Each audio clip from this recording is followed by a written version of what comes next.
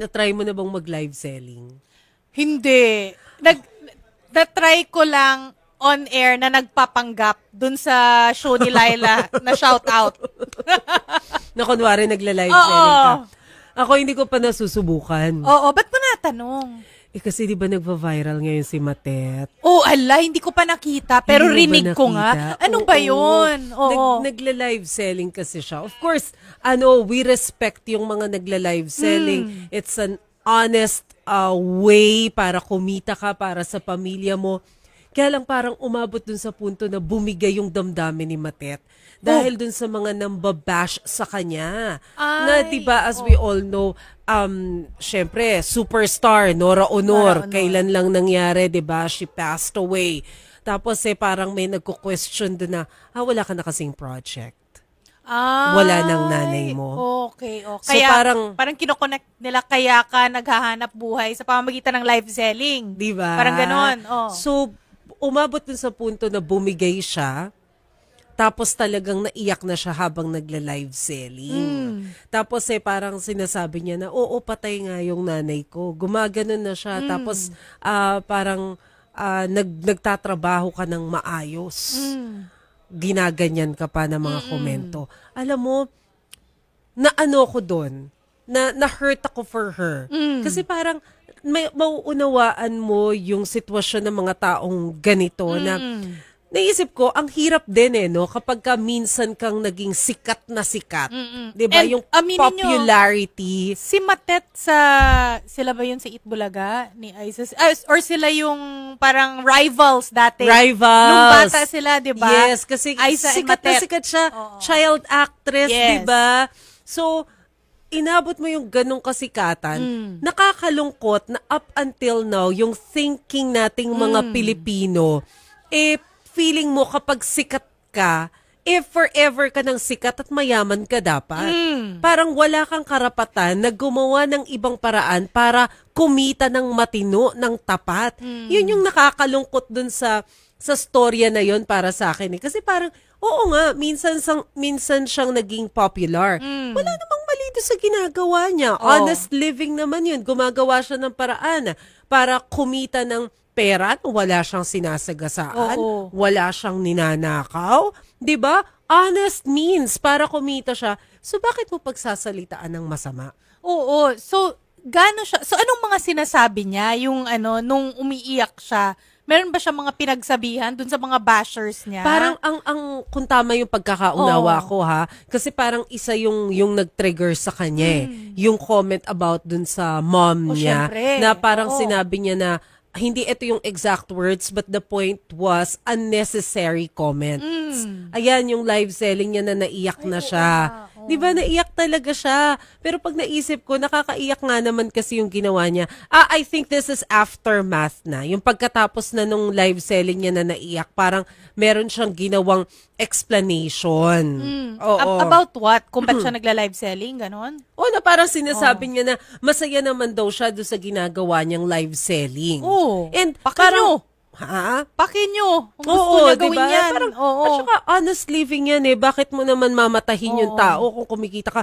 Ang dapat nga tayong magalit yung mga nagnanakaw. Eto na naman tayo. Diba? Eto, tao, matino, walang ninanakaw. Naghahanap lang ng paraan para kumita para sa anak niya. And ano naman, kung ang binibenta niya yung mga groceries na common, what's wrong with that?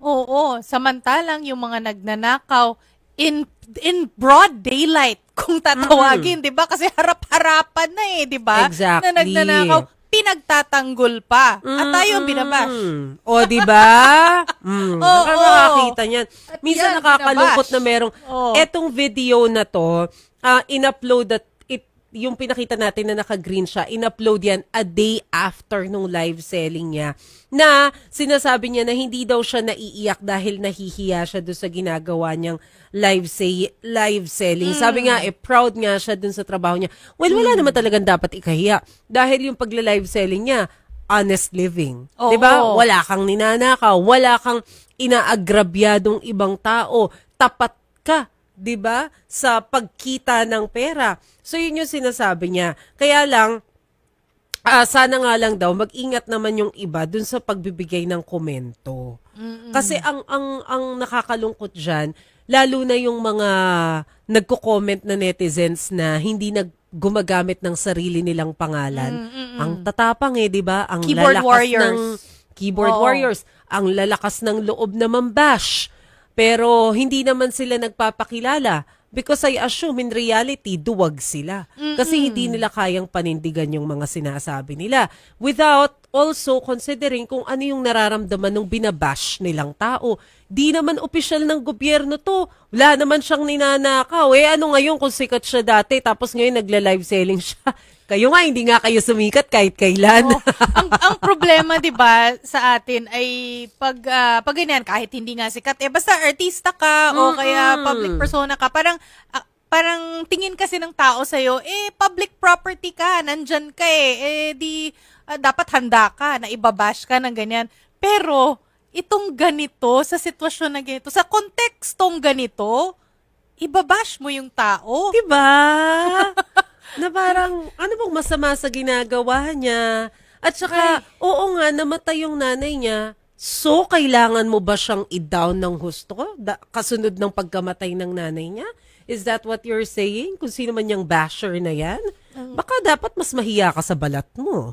Ano bang... Nakakainis. Pati ako naiinis sa basher. Tulungan nga natin si Matet. Ano bang binibenta ni Matet? Kahit wag na yung brand. Yung anong kind of product? Iba-ibang mga grocery items. Grocery. Ay, wow! So, merong essentials mga ito. pancake, merong mga parang, yung mga canned goods, yun. Nagtitinda siya nun. Although, parang dati ang alam ko nga meron siyang business dito sa tapat natin na kainan Hindi ko alam kung nandyan pa yun. So entrepreneurial talaga si Matet. Oo. So parang, kung maliit yung business niya, di kung wala ka namang planong tulungan siya, manahimik ka na lang. Huwag mong dinadown yung mga taong nagtatrabaho ng tapat. Tsaka aminado naman siya dati. Meron siyang, hindi ko maalala kung nabasa ko or napanood ko sa TV na mahirap daw talaga ang buhay para sa kanya. So, ito, gumagawa siya ng paraan.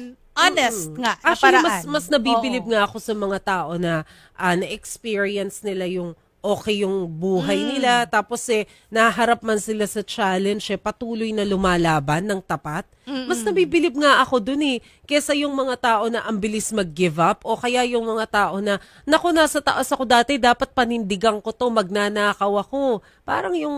Kasi ayaw maiba yung lifestyle na nakasanayan na nila. Diba? No? Ang saklap naman, Naalala ko tuloy yung pinalabas kanina sa Frontline Pilipinas na news item sa abroad. Yung government official na nagpakasal sa buhaya. Kasi daw, tradition daw sa bansa nila yung pagpapakasal sa buhaya. Naku, pag dito sa Pilipinas, madami ding buhaya. Diyan, sa Quezon City, ang dami. Yung iba, hindi kasal nga sumasama sa buhaya. Diba? Napakadami dito sa Pilipinas. At least yun, nagpapakasal pa. Merong ganong delikadesa. Diba? Ang point lang po namin dito, yung mga buhaya nga, hindi masita-sita diba? Sila nga yung mga gahaman sa pera, kinakamkam yung mga taxpayers' money. Kung saan nila ginagastos, yung mga nagtatrabaho ng tapat, hayaan na po natin sila ng mabuhay, ng tapat. Diba? Di naman nila tayo buti nga nagsusumikap sila sa buhay nila.